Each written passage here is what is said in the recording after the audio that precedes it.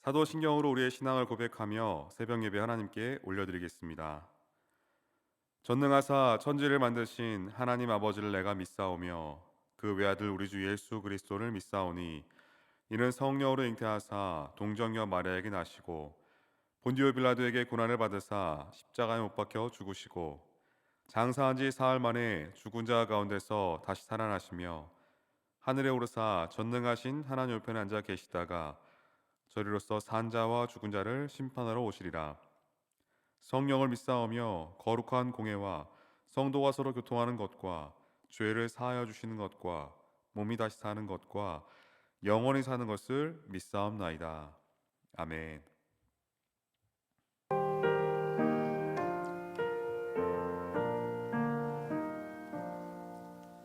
너 근심 걱정 말아라. 주 너를 지키리. 주 날개 밑에 가라. 주 너를 지키리. 주 너를 지키리. 아무 때나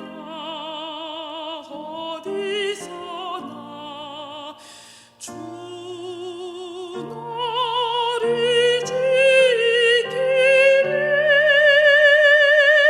늘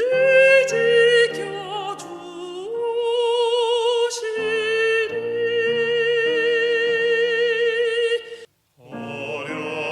어려워라 힘내네 주 너를 지키리.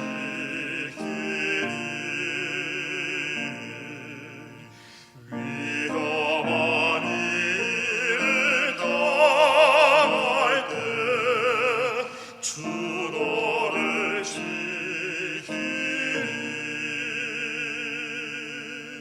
주 너를 지키리. 아무 때나 어디서나 주 너를 지키리. 늘 지켜주시니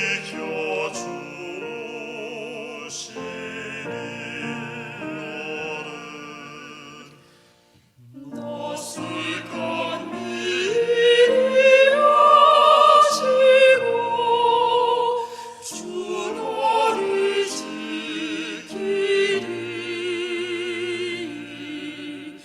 구하는 것을 주시며 주 너를 지키리.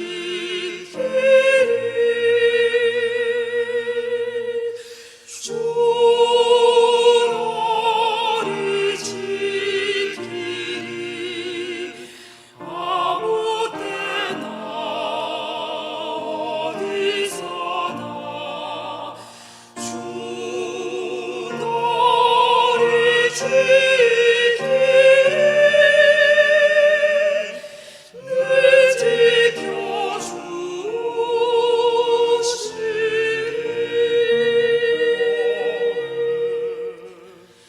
어려운 시험 당해도 주 너를 지키리.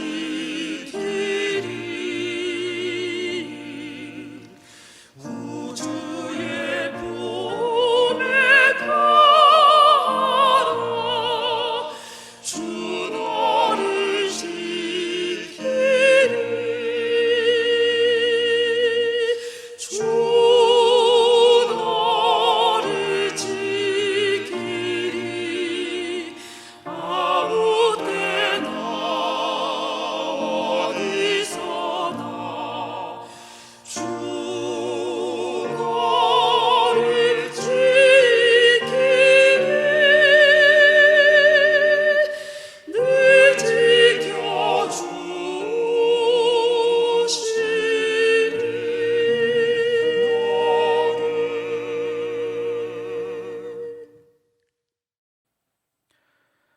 이 시간 우리에게 주신 하나님 말씀은 마태복음 1장 18절에서 25절까지의 말씀입니다.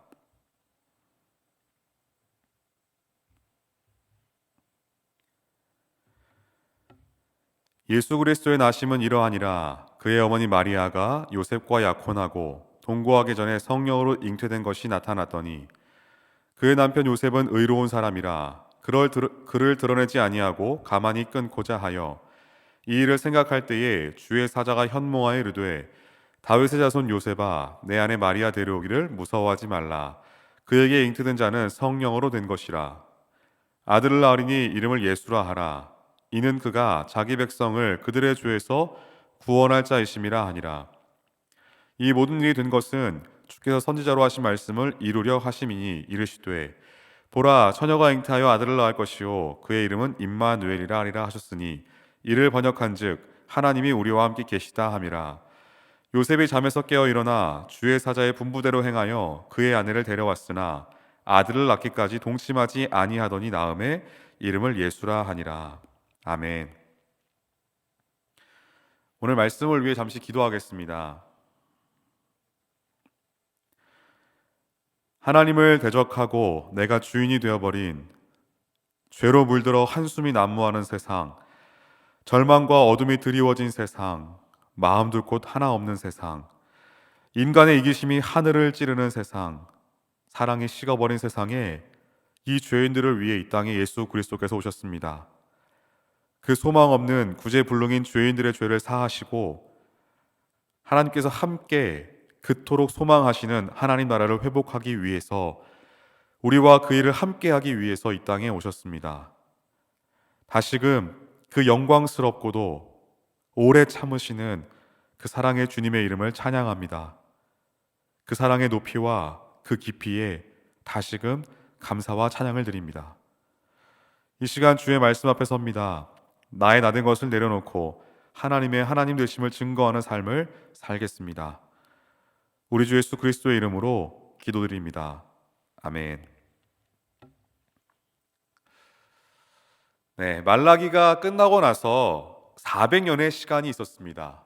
이 기간을 신구약 중간기라고도 하고 침묵기라고도 합니다. 하나님께서 말라기 선지자의 예언 이후로 예수님의 탄생까지 무려 400년을 아무런 선지자도 보내지 않으셨고 아무런 이적도 이상도 보이지 않으셨습니다. 왜 이렇게 하셨을까요? 신구약 중간기는 인간의 시대였고 제국들의 시대였습니다. 최초로 세계를 지배했던 바벨론, 그 바벨론이 망하고 더 강한 페르시아가 등장합니다. 그런데 페르시아도 망하고 알렉산더가 이끄는 세계 최강의 군대 헬라 제국이 일어납니다. 그 헬라도 망하고 다시금 전 세계적으로 역대 가장 강하고 잔인한 로마가 일어납니다. 그 로마 시대에 예수님께서 오시는 겁니다. 그 로마가 이스라엘을 점령하고 있는 그 식민지 시대에 예수께서 우리에게 오신 겁니다. 바벨론에서 페르시아로, 헬라에서 로마로 인간이 가장 강한 제국들, 그 위대한 제국이 4개나 지나가면서 침묵기가 이어지는데 하나님은 보여주시는 겁니다. 봐라, 너희들 인간이 가장 강하고 위대해 보이는 이때에 인간이 얼마나 달라졌느냐, 인간이 조금이라도 발전했느냐, 인간은 더 많이 죽었고 더 많이 빼앗고 더 많이 자신의 인생을 허무하게 하는데 그 발전하기 시작했다는 것을 알려주고 계시는 겁니다. 아무리 시간을 주어도, 아무리 인간의 제국이 커지는 것 같아도 그것이 인간을 구원할 수 없다는 것을 확인하는 기간이 바로 이 신구약 중간기 침묵기였습니다. 그래서 예수님이 오신 겁니다. 봐라, 인간에게는 희망이 없다. 봐라, 인간은 죄를 짓고 죽이는 것뿐 너희들의 방법으로는 인간들을 세울 수 없다 라고 지금 말씀하시는 겁니다. 바로 인간의 한계를, 인간의 나라의 그 한계를 드러내시고 거기에 새로운 나라를 가져오시는 것을 하고 계시는 겁니다. 그게 바로 하나님 나라입니다. 그래서 하나님께서는 우리 인간에게 인간의 방법이 보이는 그 자리에서, 그 한계를 보이는 자리에서 하나님의 방법인 즉 예수님을 보여주고 계시는 겁니다. 그래서 침묵기를 우리는 하나님의 방법이 등장할 때까지의 인간의 한계를 드러내시는 하나님의 뜻이라고 이해할 수 있습니다. 그래서 그렇게 예수님이 오십니다. 오늘 말씀은 예수 그리스도의 태어나심에 대한 이야기를 합니다. 마태는 유대적 관점에서 예수의 나심을 다른 기자와는 달리 굉장히 세밀하게 다루고 있습니다. 그 과정을 보면 오늘 말씀 18절입니다. 예수 그리스도의 나심은 이러하니라. 그의 어머니 마리아가 요셉과 약혼하고 동거하기 전에 성령으로 잉태된 것이 나타났더니, 그의 어머니 마리아가 요셉과 약혼하고, 약혼은 우리 한국 사람 인식에는 낯선 단어는 아니지만 낯선 단어가 아닌 까닭에 오해의 소지가 좀 있습니다. 결혼 전에 결혼을 하기로 약속하는 약조 정도로 이해를 갖기가 쉽습니다. 그런데 성경의 본의를 담아내기 위해서는 정혼이라는 단어가 본 성경의 의미를 해석하는 더 가깝습니다. 약혼이라는 말은 우리가 생각하는 약혼과 달리 정식 결혼입니다. 유대 결혼은 어느 민족에서도 찾아보기 어려울 힘들 정도로 매우 독특한 절차와 까다로운 일정을 가지고 있습니다. 그 과정을 살펴보면 이렇습니다. 신부의 집에서 먼저 정혼을 합니다. 실질적인 결혼입니다. 이때부터 법적인 부부가 되는 겁니다. 오늘 말씀에서 말하는 약혼은 이때부터 법적인 부부가 되는 것을 말해주고 있습니다. 정혼이 끝나면 신랑이 신부를 그 친정에 남겨두고 본가로 돌아갑니다. 약 1년의 기간 동안 신부를 데려다가 살 집을 아버지의 감독 아래 짓게 됩니다. 집이 이 정도 됐다 싶을 때 데리고 올지를 아버지께서 판단을 하십니다. 이것은 아들의 권한이 아닙니다. 여기서 말하는 약혼은 정식 결혼을 이야기하는 겁니다. 특별히 첫 번째 결혼식을 이야기합니다. 그럼 두 번째 결혼식은 무엇이냐? 요한복음 2장을 보면 가나 혼인잔치, 이것을 두 번째 결혼식이라고 이야기합니다. 이것은 신랑 집에서 벌어지는 잔치를 이야기합니다. 다시 오늘 말씀 18절 보겠습니다. 예수 그리스도 나심은 이러하니라. 그의 어머니 마리아가 요셉과 약혼하고 동거하기 전에 성령으로 잉태된 것이 나타났더니, 누구에게요? 마리아에게요. 마리아에게는 이미 천사가 고지를 해서 네가 앞으로 아기를 낳게 될 텐데 그 이름을 임마누엘이라 하라. 그러자 마리아가 이렇게 이야기합니다. 내 어찌 사내를 알지 못하는데 어찌 내게 이런 일이 있을 수 있습니까? 천사의 수태고지를 받았고 실질적으로 그 증상이 몸에서 나타나고 느껴지기 시작한 겁니다. 그런데 문제는 이겁니다. 19절입니다. 그의 남편 요셉은 의로운 사람이라 그를 드러내지 아니하고 가만히 끊고자 하여. 유대인들에게 붙여진 의로운 사람이라는 표현은 많은 독특한 의미를 담고 있습니다. 정확하게 율법을 붙들고 율법을 기준으로 율법을 지키면서 살아내는 삶을 가진 사람에게 의로운 사람이라고 이야기합니다. 요셉은 아직 젊었을 겁니다. 그러나 율법을 이미 잘 알고 있었고 율법을 붙들고 율법을 지키고 그러한 삶을 살았던 청년이었던 겁니다. 그러면 더더욱이나 본문이 이해가 잘 되지 않습니다. 19절에 그의 남편 요셉은 이미 남편이라고 표현한 이유는 법적인 부부이기 때문입니다. 의로운 사람이라 라고 표현했는데 그 뒤에 보면 가만히 끊고자 했다. 아주 모순적인 표현입니다. 의로운 사람이었다면 상식적으로 율법에 따라 처단해야 하는 것이 맞는 것인데 가만히 끊고자 한 것입니다. 지금 상황은 아내 마리아에게 이상한 징조가 생긴 겁니다. 아마도 그 징조에 대해서는 마리아가 남편인 요셉에게 분명하게 이야기했을 겁니다. 여보, 놀라지 말아요. 내게 이런 일이 나타났는데 그 증상이 몸에서 나타나고 있는 겁니다. 그러면 요셉의 경우에 몇 가지 선택을 할 수 있었을 겁니다. 요셉은 법대로 다스릴 수 있었습니다. 왜냐하면 그는 의로운 사람이기 때문입니다. 법대로 다스리면 신명기 22장에 이런 순계에 관한 법이 제정되어 있는데 돌로 쳐 죽이라는 그 무서운 징벌을 가하도록 되어 있었습니다. 요한복음 8장 잘 아시겠지만 가늠한 여인도 공동체의 사람들이 돌로 치려고 했습니다. 그렇듯이 누구보다 의로운 사람이라고 불리어졌던 요셉에게는 황당한 정도를 넘어서 말이 안 되는 지금 상황이 벌어지게 된 겁니다. 그런데 그는 의로운 사람이라 드러내지 않고 가만히 끊고자 했다. 한국적 정서에서는 이렇게 생각해 볼 수 있습니다. 요셉이 너무 착했나? 요셉이 아내를 너무 사랑했나? 그렇다면 요셉에게 붙여진 의로운이라는 수식어는 별 의미가 없어집니다. 이건 정상대로 하면 신명기 율법대로 처단을 해야 맞습니다. 누구든지 예외가 있을 수 없습니다. 왜냐하면 율법을 준수하는 의로운 사람이었기 때문입니다. 그런데 요셉은 이율배반적으로 가만히 있고 끊고자 했다라고 기록하고 있습니다. 왜 그랬을까요? 이 당시 상황을 한번 상상해 보겠습니다. 나사렛이라는 작은 동네, 그리고 가난한 동네입니다. 게다가 고대 시대의 그 마을의 규모가 몇백 명 정도일 겁니다. 실질적으로 공동체성이 강한 시대이다 보니까 서로 다 알고 지내는 상황입니다.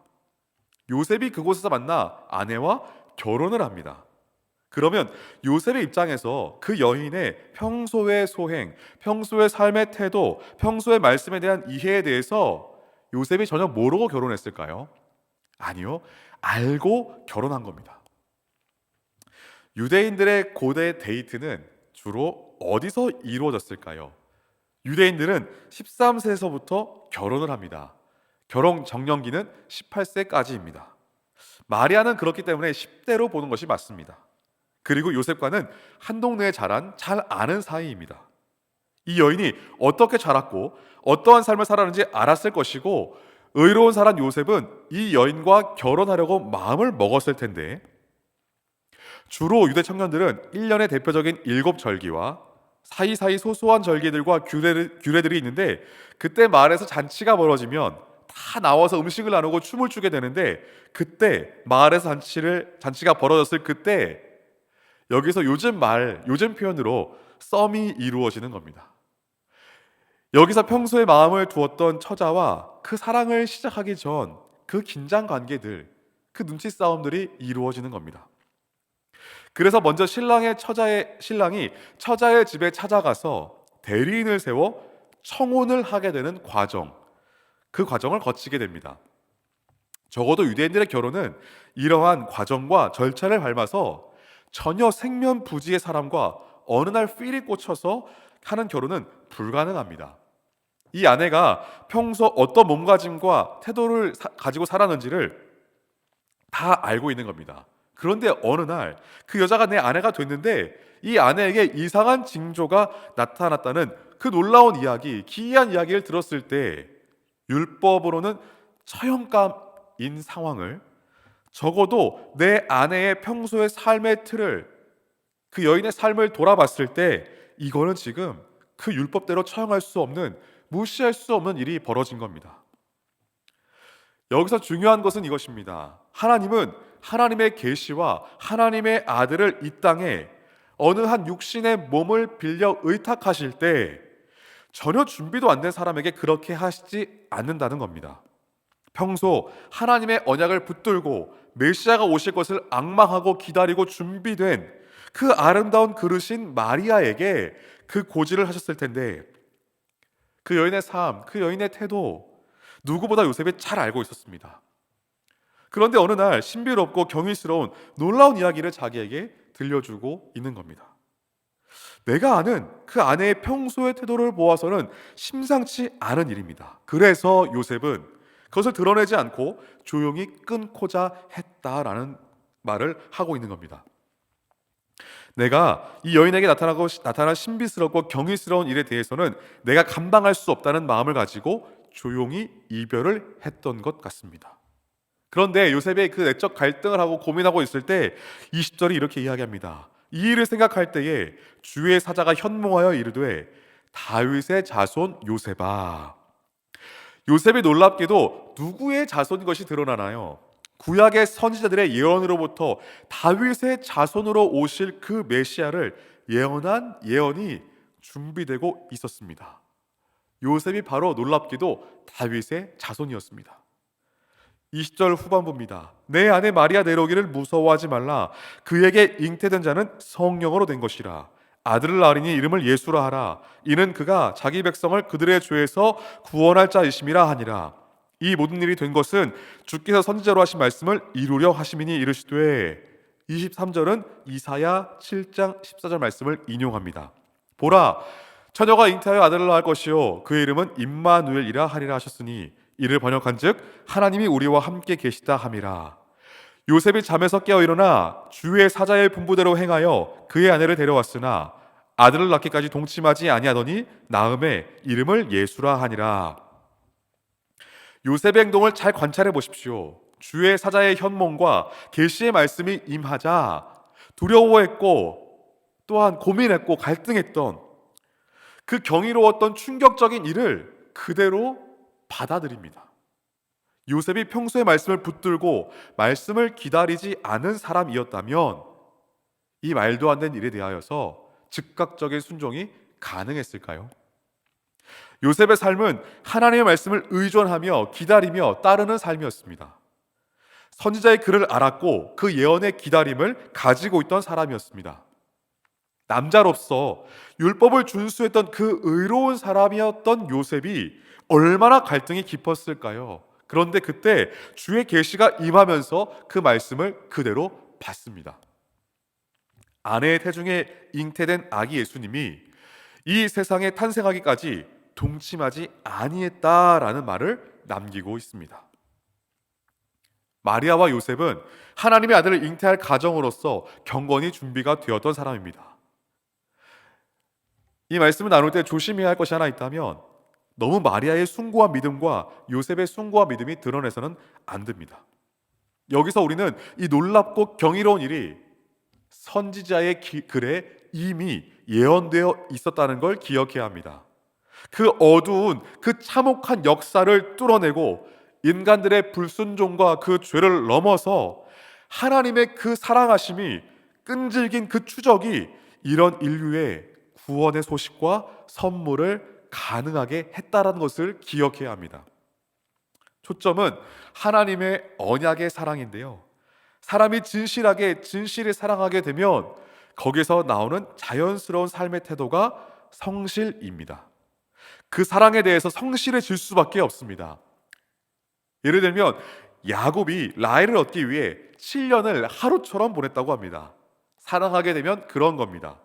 하나님이 우리를 얼마나 사랑하셨기에 그 집요하고 그 가득한 인간의 죄를 걷어내고 뚫어내고 역사의 언덕을 넘어서 이 작은 산골 마을에 준비된 두 청년을 통해서 아기 예수님의 탄생을 이 죄된 인류 속에 선물하셨는가를 우리는 주목해 보아야 합니다. 여러분, 성도란 기다리는 사람입니다. 하나님의 언약의 약속을 기다리는 사람입니다. 다시 오실 주님을 기다리는 사람입니다. 시므이, 안나, 사가랴, 엘리사벳, 예수님의 탄생을 중심으로 의인이라고 호칭되어 불려졌던 사람들의 공통점이 바로 메시아의 오심을 말씀과 언약을 따라 경건하게 열망하며 기다리고 있던 사람들이었습니다.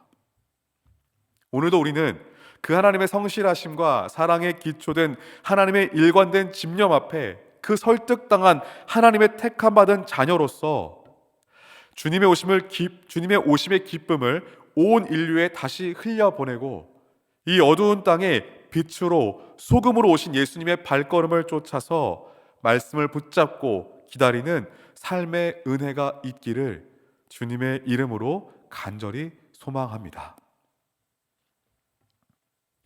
함께 주기도문 하시겠습니다. 하늘에 계신 우리 아버지여, 이름이 거룩히 여김을 받으시오며 나라가 임하시오며 뜻이 하늘에서 이루어진 것 같이 땅에서도 이루어지이다. 오늘 우리에게 일용할 양식을 주시옵고 우리가 우리에게 죄 지은 자를 사하여 준 것 같이 우리 죄를 사하여 주시옵고 우리를 시험에 들게 하지 마시옵고 다만 악에서 구하시옵소서. 나라와 권세와 영광의 아버지께 영원히 있사옵나이다. 아멘.